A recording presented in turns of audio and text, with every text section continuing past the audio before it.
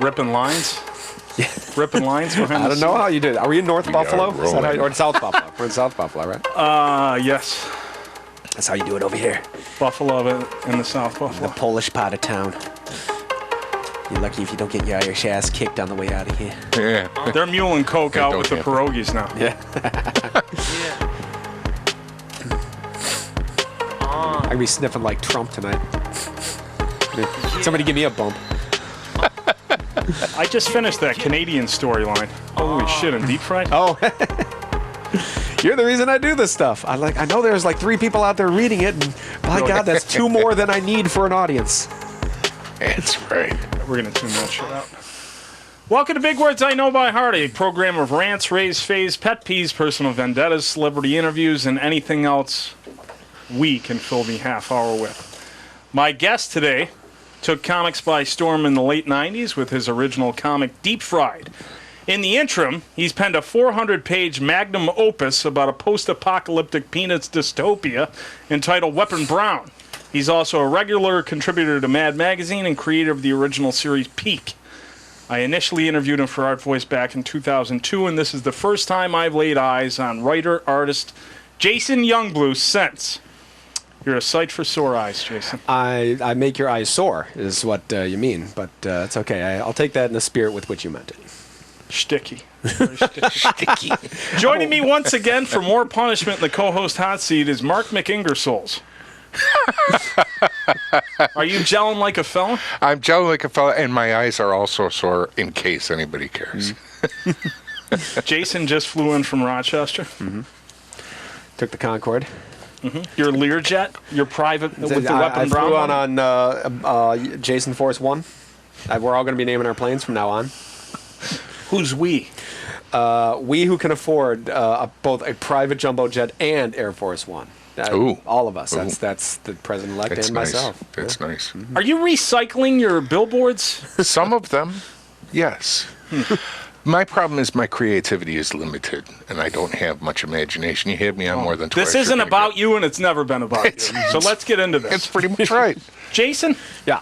In the early 2000s, yes, you moved from Buffalo to Rochester for more opportunities. Mm-hmm. Mark moved from Rochester to Buffalo for less opportunities. That's right. Yeah. That's right. How's that working out for the two of you?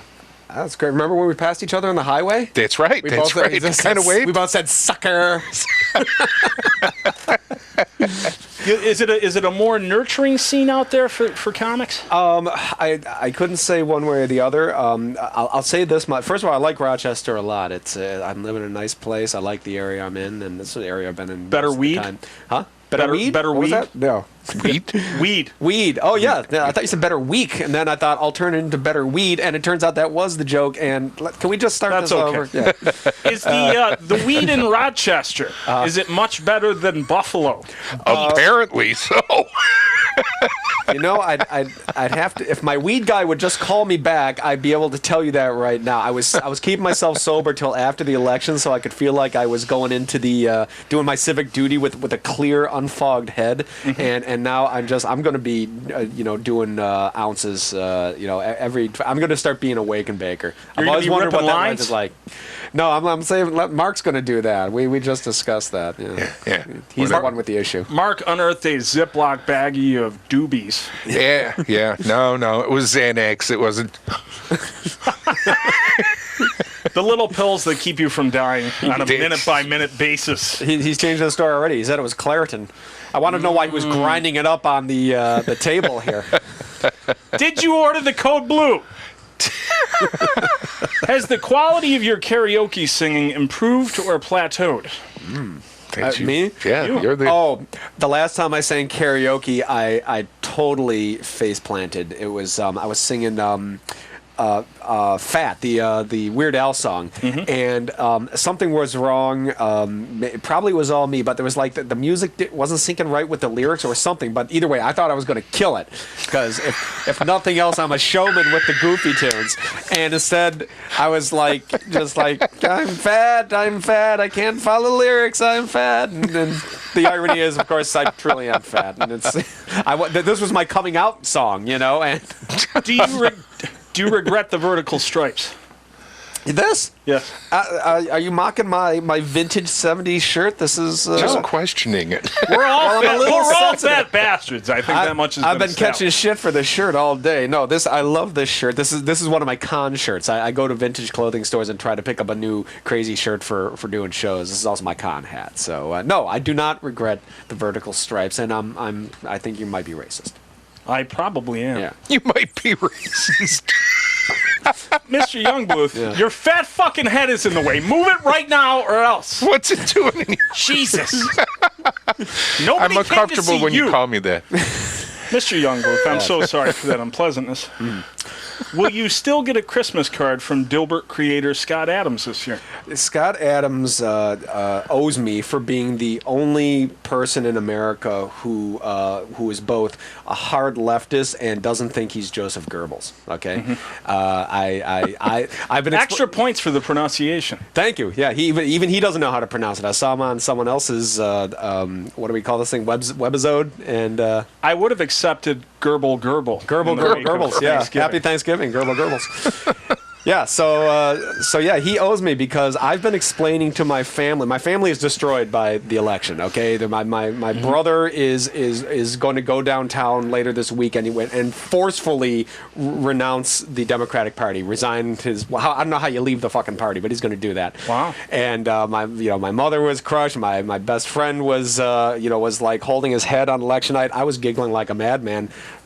Thanks in part to Scott Adams, who I think had his finger on the pulse of what everyone else was missing. Everyone else who woke up from the bubble the day after, I was like, that's what it was. You were in a bubble. There's people, if you'd paid attention to them, they would have told you what was going on, and that's why I'm ahead of the curve on the rebound. Okay, I'm ready to come back strong. Is the world ready for DC 70s legend Rick Ricard, also known as Prez? Oh. You like that? No one got the reference. Okay, moving on. Yeah. Right. No, you never read that? I don't know who you're directing your question at. You're the guest. Oh, I'm the guest. Oh, yes, I thought you were the guest just too. show up every now and again and say something stupid. Oh. I'm just kind of like a sounding board. And yet here you are, you're holding up these signs. It's like, well, he obviously wants attention because he's got placards. No, it's just whenever they come to me, I want something funny to say. Tom usually doesn't let me talk, this is how I do it. But do you like how I was like being so polite? And I appreciate that. Let's give Mark some time. No, the deference is Don't appreciated. encourage the co-host. Yeah. So Prez, they did a new. You know Prez then? Yes, I do. Yeah. I've never read any of the original issues. I do remember that. I think it was like in Doom Sandman. Patrol, maybe. Did they do Doom Patrol? Maybe it was Doom Patrol, or maybe it was Sandman. I'm pretty sure it was Sandman because it was. They had a whole thing where they were going to try to erase Prez from reality, from DC reality, and Sandman comes in and says, no, this character is important for DC. So now they've done recently. I was given a graphic novel by a friend of mine. Of a new Prez. This was a girl Prez in a more cynical kind of RoboCop-like future, and I haven't been able to get through it very far at the moment because it's like I right now I feel like I'm living in the RoboCop future. I'm not real. I don't think the satire will be able to live up to what's happening right now. Mark? Yes, sir. In the world of comics, how do you feel about the fact now that as of this week, Captain America is a red Chinese kumquat? I'm not surprised. Marvel has done nothing but they sort of shooting themselves in the dick for years now. You had a lengthy. I thought you were anti Scott Adams on your website. Whatisdeepfried.com. Yeah. Mm-hmm. Well, I'm 50-50 on him. On the one hand, I think the guy. Well, first, it's funny. In researching the blog posts I wrote, I actually read some Dilbert cartoons, and I've never been a fan of Dilbert. And the ones I read, I was like, this is pretty funny. Yeah, don't come from an office, workplace background, so I never cubicle firm. Yeah, that was never anything that I could relate to. But I was reading the stuff. I was like, hey, this guy's got a sense of humor after all. He's doing something right. He's a freaking billionaire. But yeah, so I'm 50-50 on him. He has been an apologist for Trump, the campaigner, apologist for Trump, the politician, as far as the guy's rise to power. But it occurred to me at the end, because he sort of tipped his hand, that in the beginning he sort of portrayed himself as a guy who's just sort of, saw Trump as a curiosity, and he saw how Trump was doing it, and he recognized the tactics from his own background and, in hypnosis and some other things that this guy is skilled at. He's like, oh yeah, this is how pickup artists do it. This is how motivational speakers do it. So anyone who doesn't get that, what seems like nonsense and the ravings of a lunatic, if you're wondering why is this working, why are we all ripping our hair out, I thought it was interesting. He seemed to understand what the appeal was. But then towards the end of the campaign, after having sort of claimed that he wasn't really for Trump, he would try to be kind of coy about what his real political leanings are. He started to dribble out basically where he was coming from, and it became clear that he's also a real gung-ho guy for Trump, the candidate. As a person, as a potential leader, and I think I was ashamed of him for him. I guess that he seemed to be doing a lot of special pleading for things that should not be accommodated. There some real instances of Trump tipping his hand, like using that term a lot. Trump revealing the real man beneath the skin, and revealing that beneath the skillful use of bullshit is a guy who is nothing but bullshit. And I was like, okay, well, how is Scott Adams reconciling this? It's once you see what the guy's really about, it's one thing if you don't like Hillary, but how do you actually feel fondness for Trump? And he seems to be pretty on board with the Trump agenda. I'd call him, a right straight up Trumpkin at this point. But Mark, still interesting to hear his opinions. Mr. McIngersoll, do you agree with the following statements? I don't follow Dilbert. Honestly, I'm safe answer. Safe yeah. answer. Safe you answer. Played it safe there. Yeah. Jason, what sort of helpful advice can you offer to a young upstart like Mark, who's been polishing his brainchild Starchy the Dark Spud for 57 and a half years? Keep at it, kid.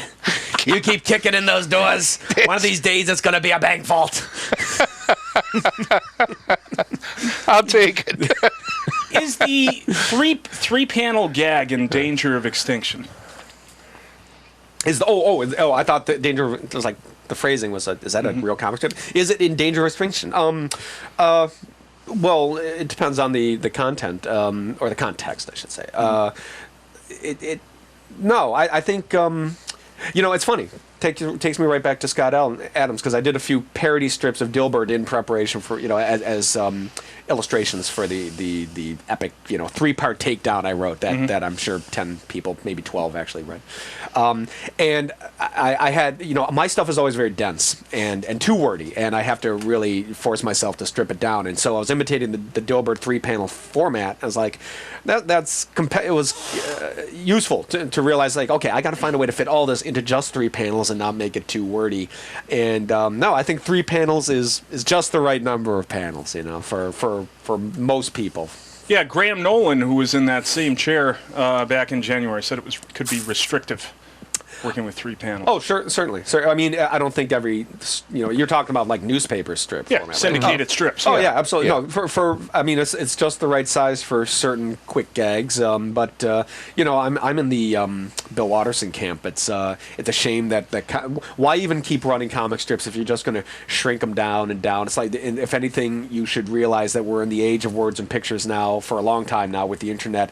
They need more space and more color. I mean, you're competing with newspapers are in trouble for a number of reasons. It's just new technology outpacing the old. But if you want to stay, keep your stay competitive. Remember that more is better. More brighter colors, more to read, and fewer strips. Run half the number of strips and give them twice as much space, and you'd make the comic page a little more worthy of reading.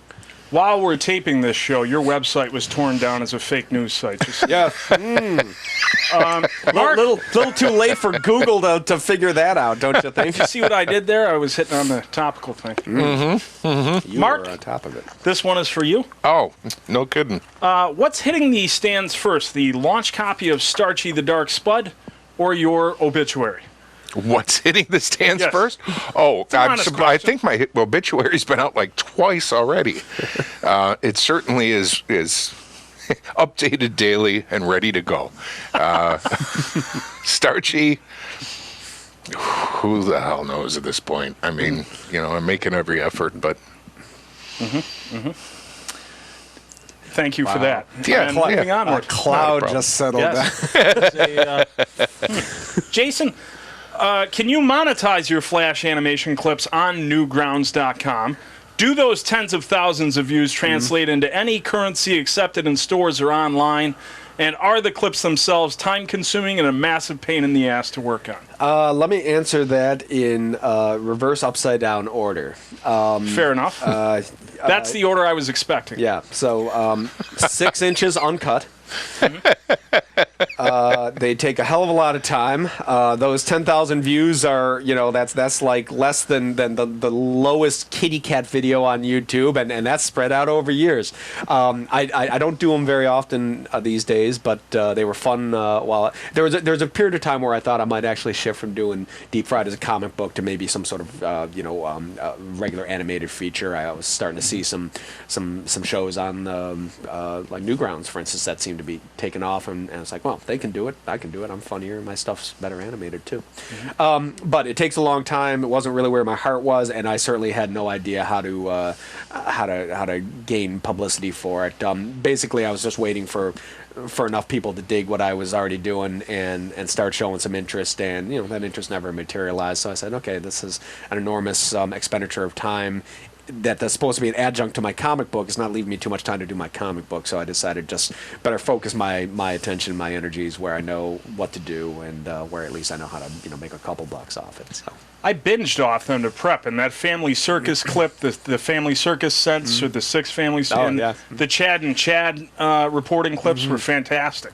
I wish I could have come up with some time to do a new Chad and Chad political animation for the campaign, but I was too busy with the friggin' Scott Adams occupying my days and nights. It's time to say, Scott, you alone can turn this around before you inadvertently put a fascist in office. And I was reaching out to him. I was reaching out to his fans, doing what I can.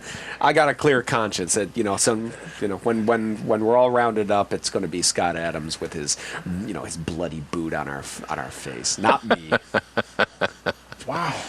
I know you're an outrageous persona, Yeah. and I was not expecting that. I'm going to be a persona non grata pretty soon.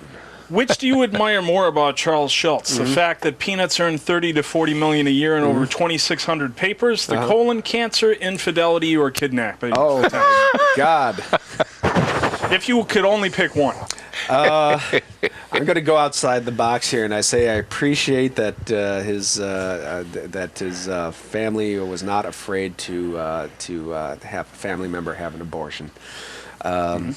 Just shows that underneath the sweetness. See, this is the thing. Like, Was there a special for that? Was there a Peanut special it was, for the abortion? Like it's the first trimester, Charlie Brown. Happy scraping, Charlie. Yeah, Yes, yeah. it's- No, that was disclosed in the Peanuts biography, which is great, the Schulz biography. And so it had some personal stuff, and it was interesting. It was just mentioned that like one of his children had an abortion because it was an inconvenient pregnancy for lack of a better term, and it was interesting because you think of Charlie Brown as being kind of sweetness and light, although the whole point of the biography was to reveal that He was a dark, tortured fucking man. yeah.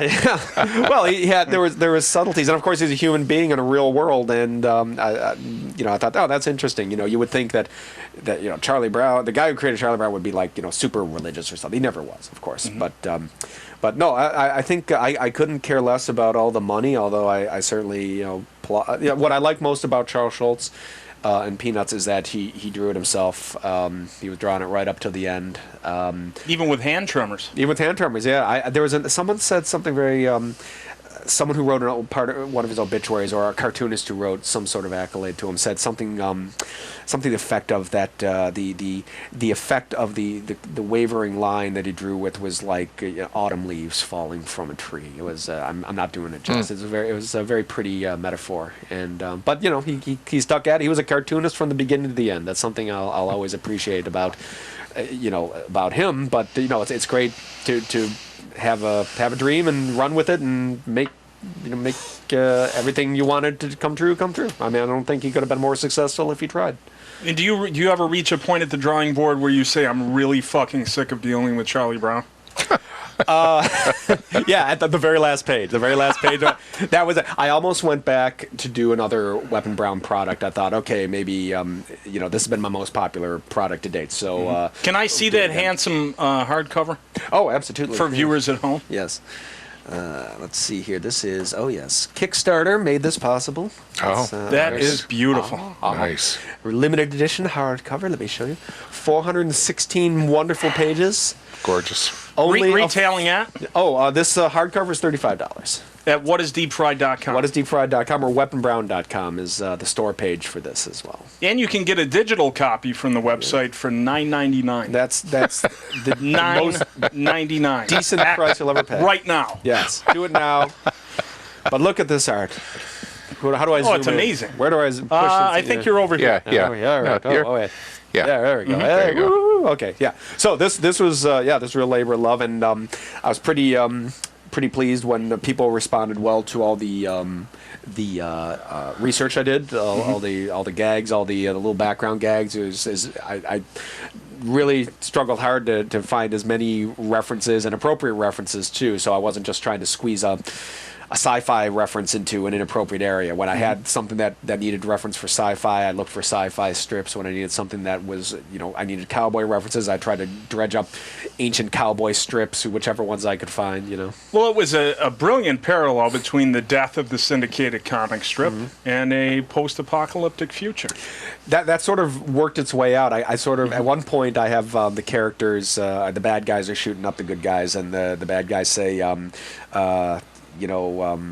something like, I thought you were dead, and then the good guy says, yeah, we're dead like print, boom, boom, Print, right? And yeah, so it sort of became a metaphor for like the burning newspaper, the world they live in is the world of burning newspapers, Right. But it's funny too, because the newspapers have not gone away, and I still think there's always going to be a quality to an artifact, something you can hold in your hand, something that feels different than a screen. I mean, those, nothing against technology. You're a fool to stand against technology, but it strains your eyes. It's heavy, sometimes uncomfortable. There's television did not destroy radio. Videos did not destroy music, and there'll always be newspapers and magazines of some sort. I still have the J.C. Penney Agreed. Christmas catalog that I touched myself with when I was 12. It's part of my prize collection. Can I borrow that one? I want to know. All the good I want to know what pages are turns For those you of on. you reading at home, it's section 3C. Ooh. Speaking of your fictional universe that you create, will Unmerica morph into a different fictional country now that we're in the home stretch to Trump's America in the really real world? Trump America, yeah. So Unmerica, I sort of let slip away. So Unmerica was at one point I was doing both my more stoner-inspired comic book and using the same characters in political-oriented strips for alt weeklies, and I decided to. It was kind of a bold experiment from my own point of view. I tried to change the America of the comic book into a place I called Unmerica. This is in the Bush era, and holy shit, who would have That's thought? my fat ass. Sorry. Right. Who would have thought we'd repeat this? But I was like, literally, I thought I was going insane. I thought, I can't believe we're falling for this Iraq war shit. And so I started doing very dense metaphors for everything, and so I changed like what the flag looked like, the American flag. I made it a different flag, the different country. But the problem with that is it's tough to stick to it because everything has to have a new name, and not everyone's going to get it. So you have to explain it all.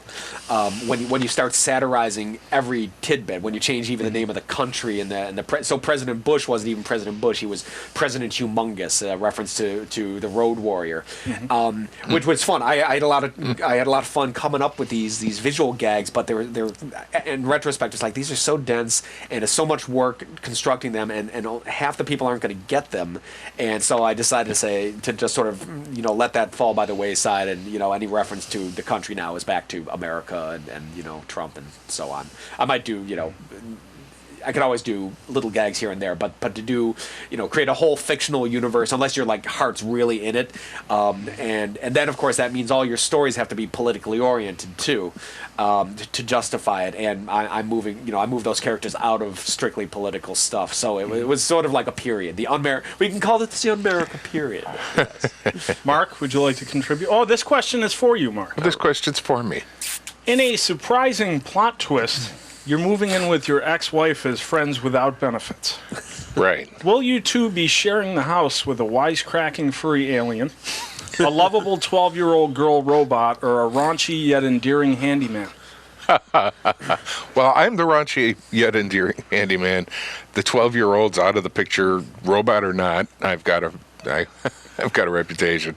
Wisecracking. What was the other first one? Furry alien. Come on. Oh, furry alien. I was gonna say No. black orphan with dwarfism, but I thought that was too far.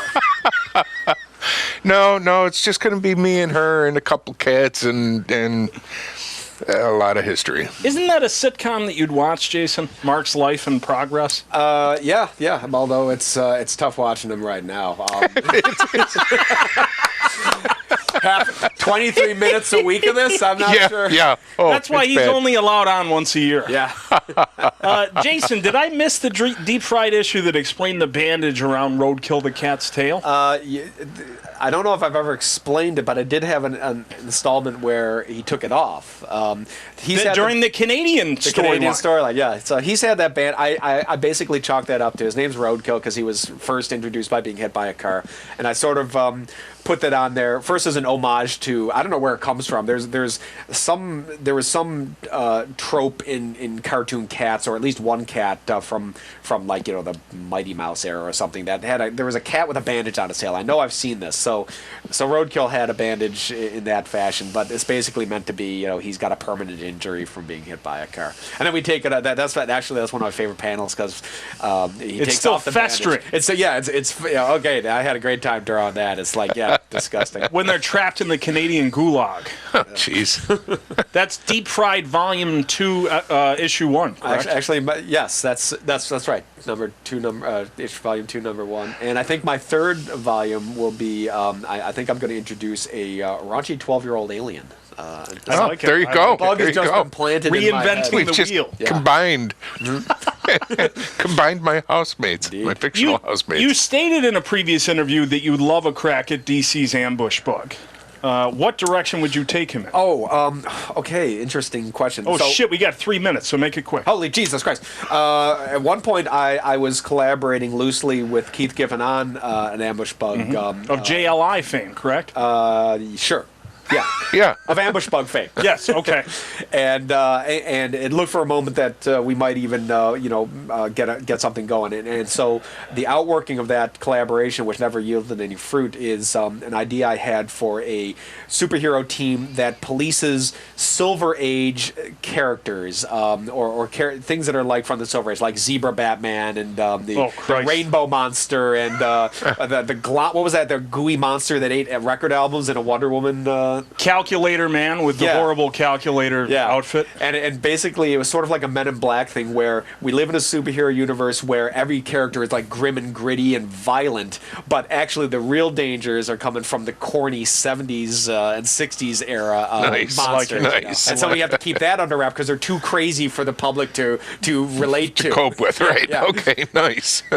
Were you aware that you and Influence Jim Davis are both currently adjunct professors? Oh my gosh. He's an adjunct professor at Ball State, and what do you think the salary differential is? Well, I don't know, but I bet you he gets medical.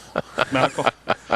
As a liberal, is it your prime directive to take everybody's guns, including Mark's, which he brought to the studio? I have in my back right now. I'm not a liberal. I resent No? that. I'm neither a liberal nor a progressive. I am a hard leftist, and I want that known. The liberals have ruined You heard it liberalism here for the first. liberals. Yes. Perhaps not first. Yeah. Okay. No, I refer to myself as a Green, not only because I'm a member of the Green Party, but because I like to use that as my political identity. I think that's. I would still call myself a leftist, but I'm not smart enough to be a good. I couldn't tell you anything about Marx except I like some of his idea about the labor theory of Harpo? value. Harpo.